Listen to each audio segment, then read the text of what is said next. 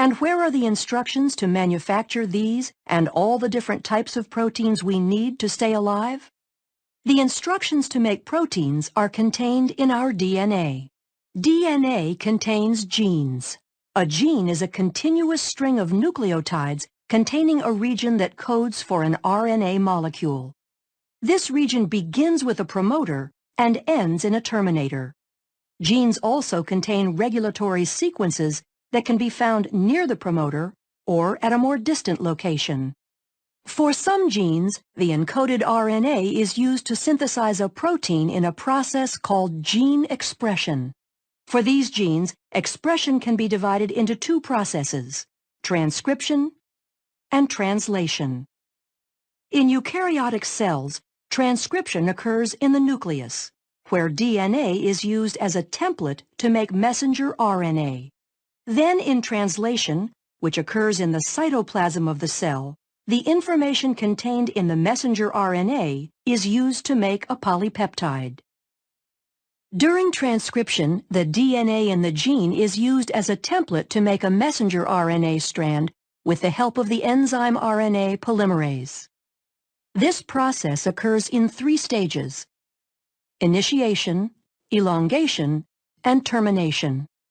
During initiation, the promoter region of the gene functions as a recognition site for RNA polymerase to bind. This is where the majority of gene expression is controlled, by either permitting or blocking access to this site by the RNA polymerase. Binding causes the DNA double helix to unwind and open. Then during elongation, the RNA polymerase slides along the template DNA strand. As the complementary bases pair up, the RNA polymerase links nucleotides to the 3' end of the growing RNA molecule. Once the RNA polymerase reaches the terminator portion of the gene, the messenger RNA transcript is complete, and the RNA polymerase, the DNA strand, and the messenger RNA transcript dissociate from each other. The strand of messenger RNA that is made during transcription includes regions called exons that code for a protein, and non-coding sections called introns. In order for the messenger RNA to be used in translation, the non-coding introns need to be removed, and modifications such as a 5' cap and a 3' poly A tail are added.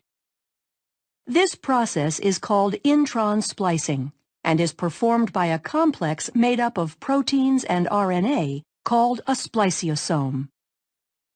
This complex removes the intron segments and joins the adjacent exons to produce a mature messenger RNA strand that can leave the nucleus through a nuclear pore and enter the cytoplasm to begin translation. How is the information in the mature messenger RNA strand translated into a protein? The nitrogenous bases are grouped into 3 letter codes called codons. The genetic code includes 64 codons. Most codons code for specific amino acids. There are 4 special codons, 1 that codes for start and 3 that code for stop. Translation begins with the messenger RNA strand binding to the small ribosomal subunit upstream of the start codon. Each amino acid is brought to the ribosome by a specific transfer RNA molecule. The type of amino acid is determined by the anticodon sequence of the transfer RNA. Complementary base pairing occurs between the codon of the messenger RNA and the anticodon of the transfer RNA. After the initiator transfer RNA molecule binds to the start codon, the large ribosomal subunit binds to form the translation complex, and initiation is complete.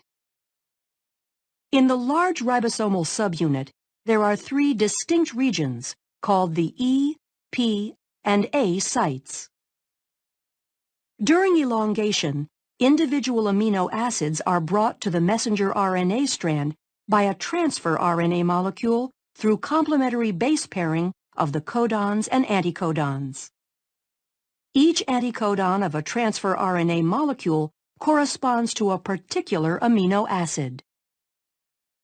A charged transfer RNA molecule binds to the A site, and a peptide bond forms between its amino acid and the one attached to the transfer RNA molecule at the P site.